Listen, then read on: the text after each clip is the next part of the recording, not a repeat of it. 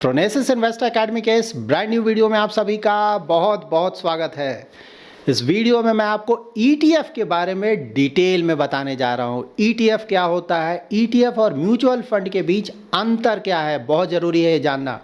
ETF में निवेश करने के 5 बेस्ट ऑप्शंस क्या है, मैंने अपने अनुसार 5 बेस्ट ऑप्शंस बनाया है और मैं ये भी बताऊंगा कि अगर मुझे इन्वेस्टमेंट करना हो तो इन 5 बेस्ट ऑप्शन में मैं कहाँ कहाँ अपना इन्वेस्टमेंट करूँगा। ETF ट्रेडिंग के लिए सही है या नहीं, बहुत आप लोग का क्वेरी आता है ETF में ट्रेडिंग करना चाहते हैं, उसको भी मैं कवर करूंगा। इस वीडियो के लास्ट में मैं आपको INAV के बारे में बताने जा रहा हूं कि INAV क्या होता है और इसे कहां चेक कर सकते हैं। देखिए, बिना INAV को डिटेल में जाने हुए या चेक किए हुए कभी भी किसी भी ETF में अपना इन्वेस्टमेंट नहीं करें। वीडियो अगर आप पूरा देखते हैं तो मोस्टली ETF रिलेटेड आपके ज़्यादातर जो प्रश्न है वो सॉल्व हो जाएंगे यहाँ पे, और ऑफ कोर्स कुछ बच जाता है तो कमेंट में ज़रूर मेंशन करें। आने वाले वीडियोस में मैं उसे ट्राई करूँगा कवर करने का। इन्फॉर्मेटिव वीडियो है, पूरा देखिए, अच्छी तरह से समझे। पसंद आए तो लाइक और शेयर जरूर करें। पहली बार हमारे यूट्यूब चैनल पे आ रहे हैं तो चैनल को जरूर सब्सक्राइब करें। सबसे पहले जान लेते हैं कि ETF होता क्या है। तो ETF का फुल फॉर्म होता है एक्सचेंज ट्रेडेड फंड। अगर आप बोलेंगे कि सिंपल भाषा में सिर्फ एक सेंटेंस में मुझे आप बताओ कि ETF क्या होता है, तो मैं बोलूँगा ETF एक ऐसा म्यूचुअल फंड है जो कि स्टॉक की तरह स्टॉक मार्केट में ट्रेड करता है। म्यूचुअल फंड कंपनी ही ETF को लॉन्च करती है और ज़्यादातर जो ETFs है वो इंडेक्स म्यूचुअल फंड की तरह ही काम करते हैं। तो ETF को बोला जा सकता है स्टॉक प्लस म्यूचुअल फंड का कॉम्बिनेशन। अब जान लेते हैं कि ETF काम कैसे करता है। तो जैसे निफ्टी 50 में इंडिया के market cap wise top 50 companies होती हैं। तो जैसे आप निफ्टी 50 के इंडेक्स फंड में इन्वेस्ट करते हैं तो वहाँ पे इन सारी 50 कंपनीज में आपको एक्सपोजर मिलता है। उसी तरह से अगर आप निफ्टी 50 के ETF में इन्वेस्ट करते हैं तो इंडेक्स फंड की तरह ही आपको उन सारे 50 कंपनीज में एक्सपोजर मिलता है। ठीक है, तो बिल्कुल ये इंडेक्स म्यूचुअल फंड की तरह ही है ज़्यादातर केसेस में। यानी मैं इसको डिटेल में आगे आपको समझाऊंगा तो समझ में आएगा। तो यहाँ पे अगर आप सिर्फ एक यूनिट का ETF भी खरीदते हैं तो आपको निफ्टी 50 के सारे 50 कंपनीज में एक्सपोजर मिल जाएगा। ETF का जो खासियत क्या क्या है, तो ETF का एक तो सबसे बड़ा जो खासियत है जो कि म्यूचुअल फंड्स में नहीं मिलता वो है रियल टाइम प्राइस ना। स्टॉक मार्केट में कैसे आप प्राइस देखते हैं और प्राइस को देखकर खरीदते हैं या बेचते हैं, उसी तरह से ETF में भी जब भी मार्केट खुला रहेगा तो वहाँ पे आप रियल टाइम प्राइस देख सकते हैं। उसके आधार पे आप बाय या सेल कर सकते हैं।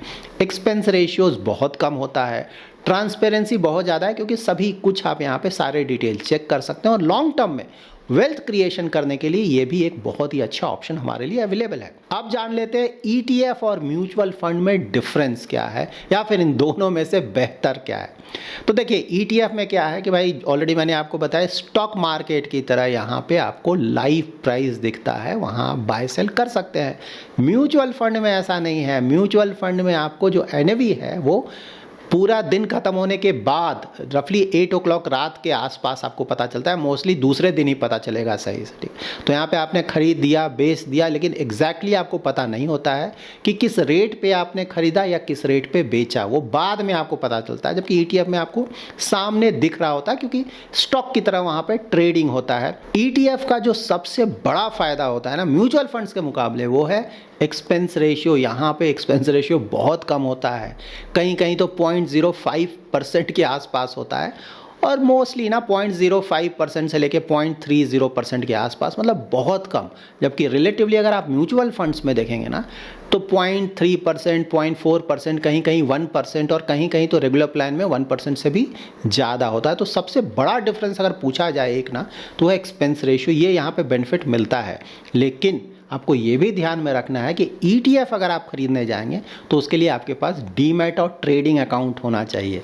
तो डीमैट अकाउंट अगर सिर्फ आप ETF के लिए खोलने जा रहे हैं तो वहाँ पे डीमैट अकाउंट का मेंटेनेंस चार्जेस भी आपको पे करना पड़ता है, एनुअल मेंटेनेंस चार्जेस। साथ ही वहाँ पे ब्रोकरेज चार्जेस भी आपको लगेंगे। तो जब भी आप एक्सपेंस रेशियो कैलकुलेट कर रहे हैं तो आपको ये चीज़ें भी ध्यान में रखनी होती हैं। उसके बाद यहाँ देखिए, फंड मैनेजर अगर आप देखें ना तो फंड मैनेजर का ऑप्शंस जो है ETF में ज़्यादा एक्टिवली मैनेज्ड फंड्स आपको नहीं मिलेंगे। ज़्यादातर ना पैसिवली मैनेज्ड फंड मिलेंगे, लाइक इंडेक्स म्यूचुअल फंड की तरह। तो वहाँ पे म्यूचुअल फंड मैनेजर का ज़्यादा से नहीं है, क्योंकि वो पैसिव फंड्स है ना, जो भी इंडेक्स है उसको सिंपली रिप्लिकेट करेंगे, सेम स्टॉक्स और सेम वेटेज, ठीक है, ज़्यादातर केसेस में। जबकि म्यूचुअल फंड्स में आपको दोनों ऑप्शंस बहुत ज़्यादा मिलते हैं, पैसिव फंड भी आपको काफ़ी ज़्यादा मिलता है, इंडेक्स फंड्स, और साथ ही एक्टिवली म्यूचुअल फंड्स भी बहुत ज़्यादा मिलते हैं, जहाँ की फंड मैनेजर्स मार्केट के अनुसार अपने पोर्टफोलियो में थोड़े बहुत चेंजेस कर सकते हैं। एसआईपी का फैसिलिटी है ना, तो म्यूचुअल फंड में एसआईपी बहुत ही सहूलियत के साथ आप कर सकते हैं, बहुत कन्वीनियंस होता है। ईटीएफ में आजकल तो बहुत सारे ब्रोकर्स हैं जो कि इस तरह का फैसिलिटी प्रोवाइड करते हैं, लेकिन अभी भी काफ़ी जगह ऐसा होगा कि ईटीएफ में आपको सही से एसआईपी करने में प्रॉब्लम हो सकता है। हाँ, ऐसा नहीं कि नहीं हो सकता है, एसआईपी हो सकता है, लेकिन कई जगह आपको इसमें प्रॉब्लम हो सकता है एसआईपी करने में, जबकि म्यूचुअल फंड्स में ऐसा कोई भी प्रॉब्लम नहीं है। तो ईटीएफ और म्यूचुअल फंड का डिफरेंस तो मोस्टली आप समझ गए होंगे। तो किसके लिए क्या ज़्यादा बेहतर होगा, तो देखिए, अगर आप बिगनर हैं, ठीक है, और आपको सारा का सारा एसआईपी के थ्रू ही इन्वेस्टमेंट करना है, ठीक है, स्टॉक्स में आपने इन्वेस्ट नहीं किया है, डीमैट अकाउंट, ट्रेडिंग अकाउंट, ये सब का ज़्यादा आइडिया नहीं है, तो म्यूचुअल फंड आपके लिए बेस्ट है, ठीक है। और उसी तरह से अगर आप ना पुराने इन्वेस्टर हैं, आपको पता है स्टॉक्स में भी इन्वेस्ट करते हैं, demat account, trading account, buy sell, इस सबको आपको आइडिया है, तो अगर इतना ज़्यादा आइडिया है और प्लस थोड़ा कॉस्ट भी बचाना चाहते हैं, थोड़ा कॉस्ट तो बचता है ईटीएफ में, इसमें कोई डाउट नहीं है, तो वहाँ पे आप ईटीएफ को भी कंसिडर कर सकते हैं। ईटीएफ भी बहुत अच्छा ऑप्शन है। नाउ मैं आपको ईटीएफ में इन्वेस्टमेंट करने के लिए 5 ऑप्शंस के बारे में बताने जा रहा हूँ। ये ऑफ कोर्स ये मेरा बनाया हुआ है 5 ऑप्शंस, ठीक है। तो यहाँ पे नंबर 1 होगा कि भाई अगर किसी को लार्ज कैप के स्टॉक्स में इन्वेस्टमेंट करना है, तो वहाँ पे आप निफ्टी या फिर निफ्टी नेक्स्ट 50 के ईटीएफ में इन्वेस्टमेंट कर सकते हैं। कैसे म्यूचुअल फंड के आप निफ्टी 50 या निफ्टी नेक्स्ट 50 के इंडेक्स फंड में इन्वेस्ट करते हैं ना, उसी तरह से ईटीएफ में भी आपको निफ्टी और निफ्टी नेक्स्ट 50 का ईटीएफ मिल जाएगा। तो यहाँ पे मार्केट कैप वाइज जो टॉप 50 कंपनीज़ हैं उसमें इन्वेस्टमेंट करना चाहते हैं, तो आपको निफ्टी 50 के ईटीएफ में इन्वेस्ट करना है। और अगर उसके जो टॉप 50 कंपनीज़ हैं उसके नीचे के 50 कंपनी, जिसे हम नेक्स्ट 50 बोलते हैं, वो भी लार्ज कैप में ही आता है, उसमें अगर इन्वेस्टमेंट करना है तो आप निफ्टी नेक्स्ट 50 के ईटीएफ में इन्वेस्टमेंट कर सकते हैं। बहुत सारे ऑप्शंस अवेलेबल हैं, जो भी ऑप्शन आपको सही लगे, ठीक है। तो यहाँ पे अगर आप बिगिनर हैं तो ऑफकोर्स निफ्टी 50 के ईटीएफ से ही आपको इन्वेस्टमेंट करना चाहिए। यहाँ पे ऑफकोर्स लॉन्ग टर्म इन्वेस्टमेंट के लिए जाना चाहिए, क्योंकि यहाँ भी इक्विटी है, प्योर इक्विटी, तो रिस्क बहुत ज़्यादा है। तो देखिए, लार्ज कैप में कभी भी इन्वेस्टमेंट करने जाएँ या किसी भी इक्विटी प्रोडक्ट में इन्वेस्टमेंट करने जाएँ तो मिनिमम 5 ईयर्स का इन्वेस्टमेंट होराइजन जरूर रखें। उसके नीचे जाएंगे तो रिस्क और भी काफ़ी ज़्यादा बढ़ जाएगा। यहाँ पे अगर आप चाहें तो दोनों का मिक्सअप कर सकते हैं ना, निफ्टी 50 का पोर्टफोलियो बनाएं और उसमें निफ्टी नेक्स्ट 50 का भी थोड़ा बहुत ऐड ऑन कर दें, तो लार्ज कैप को पूरी तरह से आप कवर कर सकते हैं। दूसरा ऑप्शन होगा मिड कैप और स्मॉल कैप का। अगर आप बहुत ज़्यादा रिस्क लेकर थोड़ा ज़्यादा रिटर्न जनरेट करना चाहते हैं लॉन्ग टर्म में, तो आप मिड कैप और स्मॉल कैप के ईटीएफ को भी कंसिडर कर सकते हैं, ठीक है। कैसे आपको म्यूचुअल फंड्स में इंडेक्स फंड मिलता है ना, मिड कैप और स्मॉल कैप का इंडेक्स फंड, उसी तरह से ईटीएफ में भी आपको ये ऑप्शंस मिल जाएंगे, ठीक है। यहाँ पे ऑफकोर्स AUM का ध्यान रखना पड़ेगा, ट्रेडिंग का ध्यान रखना पड़ेगा, इसको आगे मैं डिटेल में कवर करूँगा। ये सब चीज़ अगर आप ध्यान नहीं रखेंगे तो आपको प्रॉब्लम होगा ईटीएफ इन्वेस्टमेंट में। देखिए, मिड कैप का ईटीएफ कहाँ इन्वेस्टमेंट करेगा, तो मिड कैप में 150 स्टॉक्स होते हैं ना। देखिए, मार्केट कैप वाइज जो टॉप 100 स्टॉक्स होते हैं उसको हम बोलते हैं लार्ज कैप के स्टॉक्स। उसके नीचे के जो मार्केट कैप वाइज 150 स्टॉक्स होते हैं उसे बोलते हैं मिड कैप के स्टॉक्स। तो मिड कैप का जो ETF है वही 150 स्टॉक्स में इन्वेस्ट करेगा। और स्मॉल कैप का जो ETF है वो लार्ज कैप के 100 और मिड कैप के 150 के नीचे के जो 250 स्टॉक्स हैं वहाँ पे इन्वेस्टमेंट करेगा। तो यहाँ पे रिस्क बहुत ज़्यादा है, क्योंकि यहाँ पे कंपनी का जो साइज़ है वो छोटा हो जाता है। इसीलिए अगर आप बहुत ज़्यादा रिस्क लेना चाहते हैं तभी आपको स्मॉल कैप के ETF में अपना इन्वेस्टमेंट करना चाहिए। और ऑफ कोर्स यहाँ पे रिस्क बहुत ज़्यादा है मिड कैप स्मॉल कैप, तो ट्राई करें कि इन्वेस्टमेंट होराइजन अबाउट 10 ईयर्स के आसपास ज़रूर रहे। उससे जितना ज़्यादा है उतना अच्छा। इक्विटी में इन्वेस्टमेंट होराइजन जितना बढ़ाएंगे कंपाउंडिंग का बेनिफिट उतना ज़्यादा मिलेगा और रिटर्न्स भी आपके रिलेटिवली बढ़कर आएंगे। थर्ड ऑप्शन क्या हो सकता है, तो होगा सेक्टर और थीमेटिक ETF। तो सेक्टर और थीमेटिक ETF का एग्जांपल क्या हो सकता है, लाइक बैंक के स्टॉक्स में आप अपना एक्सपोजर लेना चाहते हैं, बैंक का ETF है। IT के स्टॉक्स में एक्सपोजर लेना चाहते हैं, IT का ETF है। पीएसयू के कंपनीज में अपना इन्वेस्टमेंट करना चाहते हैं तो पीएसयू का ईटीएफ है, फार्मा के स्टॉक्स के लिए फार्मा का ईटीएफ है, इंफ्रा स्टॉक्स के लिए इंफ्रा का ईटीएफ है। तो यहाँ पे बहुत सारे ऑप्शंस आपके पास अवेलेबल हैं। जो भी आप चाहते हैं जहाँ भी अपना इन्वेस्टमेंट करना उसको सेलेक्ट करके अपना इन्वेस्टमेंट कर सकते हैं। क्योंकि देखिए, अगर सेक्टर जो इन्वेस्टमेंट होता है, सेक्टर या फिर थीमेटिक इन्वेस्टमेंट, अगर आपने सही से टाइम कर लिया तो वहाँ पर रिटर्न्स बहुत ज़्यादा आ सकते हैं। लेकिन अगर आपका टाइमिंग गलत रहा, जनरली मैं बोलता हूँ टाइमिंग नहीं करने की, लेकिन सेक्टर या थीम में अगर आप जा रहे हैं तो टाइमिंग का वहाँ इंपॉर्टेंस होता है। क्योंकि ये सब सिक्लिकल चीज़ें हैं ना, कोई भी सेक्टर या थीम 2-3 साल चला, उसके बाद फिर 1-2 साल डाउन हुआ, फिर 2-3 साल चला, फिर 1-2-3 साल डाउन हो गया, ठीक है। तो यहाँ पे आपको सही समय पे इन्वेस्टमेंट करना होगा। पता चला जब 2-3 साल बहुत ऊपर चला गया, रिटर्न ऑलरेडी आ चुका, तो आप वो रिटर्न देखकर इन्वेस्टमेंट करने जाएंगे और वहाँ पे फिर वो गिर जाएगा। 1-2-3 साल तक रिटर्न ही नहीं आएगा, आप बेचकर भाग जाएंगे। तो यहाँ पे सेक्टर और थीमेटिक ईटीएफ में तभी इन्वेस्टमेंट करें जब आपको इन चीज़ों की जानकारी है, उस पर्टिकुलर सेक्टर के बारे में जानते हैं या थीम के बारे में जानते हैं कि भाई ये अभी ऊपर जाने वाला है या नीचे जाने वाला है। जब ऊपर जाने वाला है बिल्कुल इन्वेस्टमेंट करेंगे, बहुत अच्छा रिटर्न। लेकिन अगर वो ऑलरेडी अच्छा खासा रिटर्न दे चुका है, नीचे जाने वाला है, तो बिल्कुल इन्वेस्टमेंट नहीं करेंगे। वहाँ पर आपका रॉन्ग नंबर लगेगा और लॉस भी हो सकता है, अच्छा खासा लॉस हो सकता है। तो ये ध्यान में रखें। नंबर 4 है कमोडिटीज़ ना, गोल्ड और सिल्वर का ईटीएफ में आप यहाँ इन्वेस्टमेंट कर सकते हैं, ठीक है।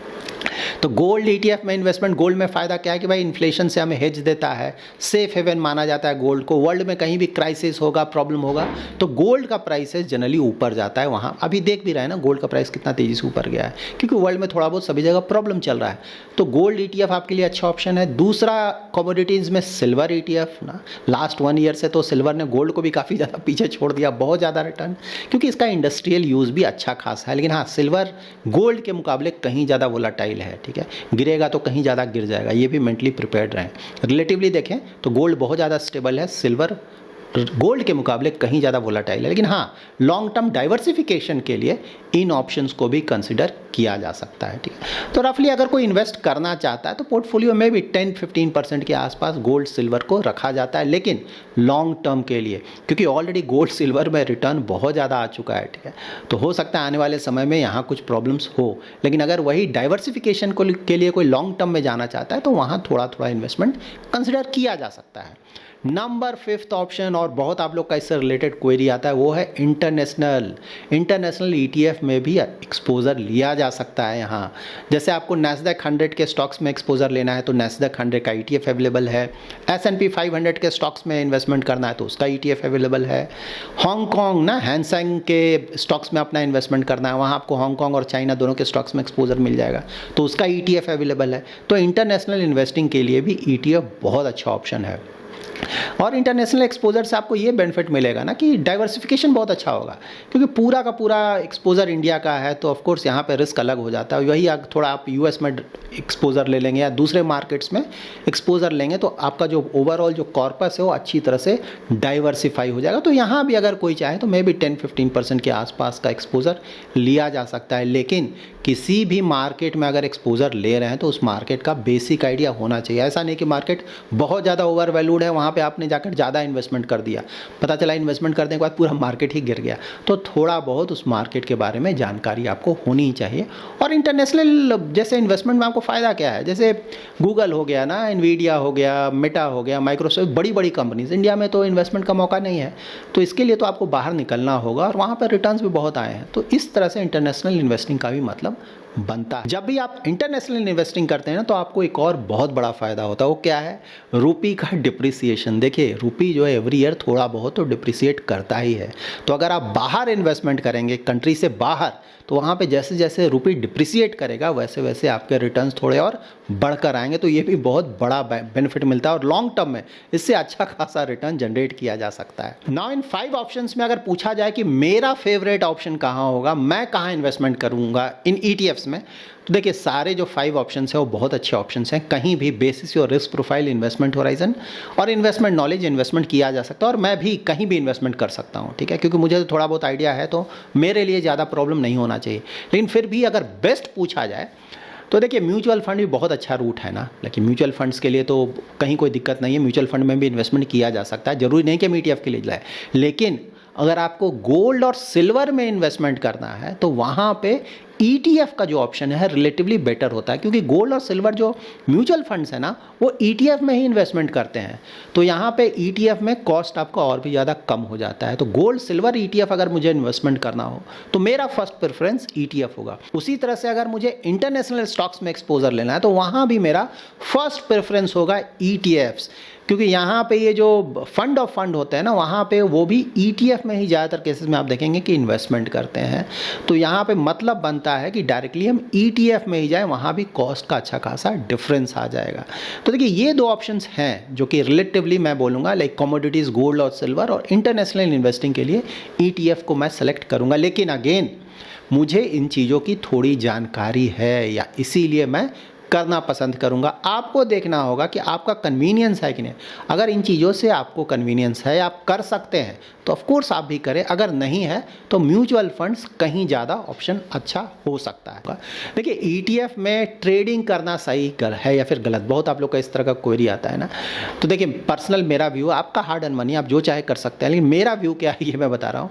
तो देखिए यहाँ पे ETF में क्या होता है, जो वोलेटिलिटी होता है, क्योंकि म्यूचुअल फंड है ना, इंडेक्स म्यूचुअल फंड ज़्यादातर केसेस में, तो वहाँ पे वोलेटिलिटी है स्टॉक्स के मुकाबले काफ़ी कम होता है। स्टॉक्स तो कभी कभी एक ही दिन में 5-10% 15% का अप डाउन भी हो सकता है। म्यूचुअल फंड से ETF में वैसा आपको डिफरेंस देखने को नहीं मिलेगा ना, होगा लेकिन काफ़ी कम वोलेटाइल होगा स्टॉक के मुकाबले। उसी तरह से आप बोल सकते हैं जो शॉर्ट टर्म वोलेटिलिटी है वो बहुत कम होता है, और प्लस यहाँ पे ब्रोकरेज और टैक्स कॉस्ट तो यहाँ भी आपको लग जाएगा। तो यहाँ पे मतलब बिल्कुल नहीं बनता है ना। यहाँ पे लॉन्ग टर्म इन्वेस्टिंग है वही अच्छा है ना, लॉन्ग टर्म के लिए इन्वेस्ट करें, कॉस्ट काफ़ी कम है तो उसका बेनिफिट मिलेगा, स्ट्रेस फ्री इन्वेस्टिंग है। तो मेरे अनुसार मतलब कोई मतलब नहीं बनता है। आजकल तो यूट्यूब पे बहुत सारे वीडियोज़ आने लगे ना, ETF में भी ट्रेडिंग कराते हैं।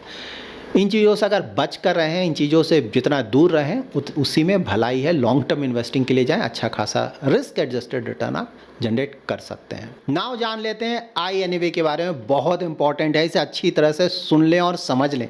INAV का फुल फॉर्म होता है इंडिकेटिव नेट एसेट वैल्यू। तो देखिए म्यूचुअल फंड्स में होता है NAV, जिससे पता चलता है कि भाई वैल्यू क्या, किस वैल्यू पे आप खरीद रहे हैं बेच रहे हैं। उसी तरह से ETFs में आपको INAV चेक करना होता है, जिससे पता चलेगा कि आप जो रेट पे खरीद रहे हैं बेच रहे हैं, क्योंकि INAV तो अलग रेट होगा ना, और जो आप खरीद और बेच रहे हैं एक्सचेंज पे वो तो डिमांड और सप्लाई पे डिपेंड करेगा, ठीक है। तो कोई ज़रूरी नहीं है कि एक्सचेंज पे जो रेट दिख रहा है वो सही रेट है। तो सही रेट आपको तभी पता चलेगा जब आप INAV चेक करें। कहाँ चेक करेंगे आगे मैं आपको बताऊंगा। तो देखिए आजकल बहुत सारे खासकर इंटरनेशनल ETFs में देखेंगे ना तो बहुत ज़्यादा प्रीमियम पे बिकता है वहाँ पे, क्योंकि डिमांड ज़्यादा होगा तो नेचुरली उसका डिमांड ज़्यादा है तो जो प्राइस होगा वो काफ़ी ज़्यादा ऊपर चला जाएगा, और उस प्राइस पे अगर आप खरीदेंगे तो ऑफ कोर्स आपको लॉस होगा या फिर रिटर्न्स अच्छे नहीं आएंगे ना। तो इसीलिए हमेशा INAV चेक करें, और जो प्राइस फिलहाल दिख रहा है कंपेयर करें, INAV के आसपास ही अगर प्राइस है तभी बाय और सेल करें, नहीं तो नहीं करें। देखिए यहाँ पे क्या होगा कि अगर डिमांड बहुत ज़्यादा हो जाएगा तो उसके कारण जो प्राइस है वो बहुत ज़्यादा हो जाएगा INAV से, तो वहाँ तो बिल्कुल खरीदने का मतलब नहीं बनता है ना। लेकिन हाँ कभी कभी ये भी हो सकता है कि भाई डिमांड बहुत कम है तो INAV से प्राइस कम हो गया, ठीक है, तब तो खरीदने का मतलब बनता है, वहाँ तो आपको फ़ायदा मिलेगा। तो INAV ज़रूर चेक करें, ये उससे पता चलेगा कि सही रेट पर आप खरीद रहे हैं या बेच रहे हैं, ठीक। तो INAV चेक कहाँ करेंगे, कैसे पता चलेगा? तो देखिए सबसे बड़ा तो यही है कि भाई जो म्यूचुअल फंड का वेबसाइट है ना वहाँ से चेक करें INAV, ठीक है। किसी भी म्यूचुअल फंड क्योंकि ये म्यूचुअल फंड का लॉन्च किया हुआ है ना ETF, तो उसके वेबसाइट पे चेक करें। दूसरा NSE के वेबसाइट पे आपको मिल जाएगा, और तीसरा जिस ब्रोकर के साथ आपका डीमैट अकाउंट है जहाँ से आप ट्रांजेक्शन्स कर रहे हैं वहाँ भी आपको INAV मिल जाएगा।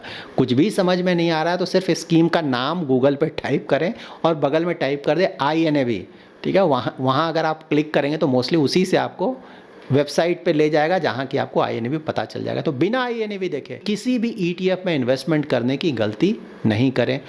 AUM जरूर चेक कर लें, ETF का स्कीम का AUM कितना है ना, 1000 करोड़ 2000 करोड़, ऐसा नहीं कि 50 करोड़ 100 करोड़ के किसी भी ETF में इन्वेस्टमेंट करने जाए। खरीद हो सकता है आप खरीद लें, लेकिन बेचते वक्त अगर सही रेट नहीं मिला तो, और ख़रीदते वक्त भी कई केसेस में आपको अच्छा रेट नहीं मिलेगा, तो बिल्कुल ध्यान में रखें। AUM चेक कर लें 1000 करोड़ AUM है कि नहीं, उससे अगर 1000 करोड़ से ज़्यादा है तो ठीक बात है, तब तो अच्छा ही माना जाएगा, वहाँ मोस्टली आपको अच्छे रेट्स मिल जाएंगे। और प्लस INAV चेक कर लें, ऐसा नहीं कि 50 करोड़ 100 करोड़ 200 करोड़ यहाँ पे फिर आप फंस जाएंगे, आपको अच्छे रेट्स नहीं मिलेंगे, तो ये बच कर रहें। तो देखिए ETF ओवरऑल लो कॉस्ट का प्रोडक्ट है, लॉन्ग टर्म इन्वेस्टमेंट में अच्छा खासा यहाँ भी वेल्थ क्रिएट किया जा सकता है। प्रोवाइडेड आप डिसिप्लिन के साथ अपना इन्वेस्टमेंट करें और पेशेंस के साथ टिके रहें, शॉर्ट टर्म में ग्रीडी ना बने और लॉन्ग टर्म तक बने रहें, ठीक है। तो यहाँ पे अगर स्ट्रैटेजी पूछा जाए ETF का तो होगा भाई कोर पोर्टफोलियो में आप निफ्टी ETF लेंगे, ठीक है, अगर नए इन्वेस्टर हैं, या कोर पोर्टफोलियो ज़्यादातर इन्वेस्टमेंट क्योंकि वो लार्ज कैप का अच्छा खासा बास्केट है, और उसके साथ साथ कुछ आप निफ्टी नेक्स्ट 50 का ETF ले सकते हैं। और ग्रोथ के लिए ना बहुत ज़्यादा रिस्क लेकर ज़्यादा रिटर्न जनरेट करने के लिए आप वहाँ पे मिड कैप और स्मॉल कैप का ETF में थोड़ा एक्सपोजर ले सकते हैं। और हेजिंग करना चाहते हैं पोर्टफोलियो को, थोड़ा और डाइवर्सिफाई करना चाहते हैं, तो उसके लिए गोल्ड सिल्वर ETF को कंसिडर किया जा सकता है। और ग्लोबल डाइवर्सिफिकेशन करना चाहते हैं कि भाई दूसरे कंट्रीज़ के स्टॉक्स में भी इन्वेस्टमेंट करना है, तो ऑफ कोर्स इंटरनेशनल ETFs भी आपको काफ़ी अच्छा ऑप्शन प्रोवाइड करता है। तो ये था ETF। आई होप आपके ज़्यादातर डाउट्स क्लियर हो गए, लेकिन हाँ, इसके बाद भी अगर कोई क्वेरी है तो कमेंट में ज़रूर मेंशन करें। आने वाले वीडियोज़ में मैं ट्राई करूँगा उन क्वेरीज़ को आंसर करने का। कमेंट में ज़रूर मेंशन करें कि आपको कौन सा ETF ज़्यादा पसंद है, कि आप ऑलरेडी ETF में इन्वेस्ट कर रहे हैं, नहीं कर रहे हैं, और करने का प्लान कर रहे हैं तो कहाँ प्लान कर रहे हैं। So that's it in this video. अगर आपको ये वीडियो पसंद आया है तो जरूर लाइक एंड शेयर करें। पहली बार हमारे यूट्यूब चैनल पर आ रहे हैं तो चैनल को जरूर सब्सक्राइब करें। कल सैटरडे है तो कल मैं ट्राई करूँगा लाइव आने का यूट्यूब पे 8 PM to 9 PM रात में मैं 1 घंटे लाइव आऊँगा, ट्राई करूँगा। ऑफकोर्स मैं कंफर्म भी करूँगा इसको। Thanks lot for watching.